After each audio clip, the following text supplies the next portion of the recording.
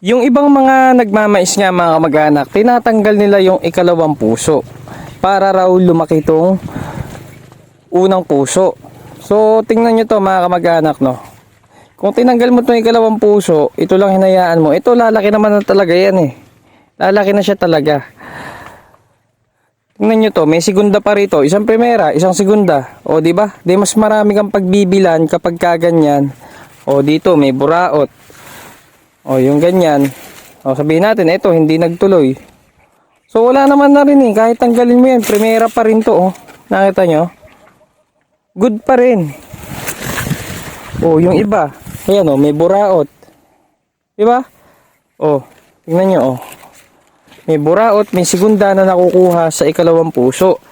So kung tatargetin mo na maging primera lang yung isa na yan, sayang naman to, magiging pera din to. Ibig ko lang sabihin mga kamag-anak, kahit hindi natin tanggalin yung pangalawang puso, kung maganda naman yung pag-aalaga natin at hindi natin tinimpid yung halaman, malaki po yung kasiguraduhan na lumaki talaga yung bunga. Ang kagandahan kasi nang hindi mo tinatanggal yung ikalawang puso, nakita nyo naman yung pinakita ko, merong nakukuhang segunda, merong buraot, may talsik. So makakadagdag yan sa benta mo o kaya pangkain mo, pampamigay, pwedeng pwede. Yun lang po mga kamag-anak, paalam!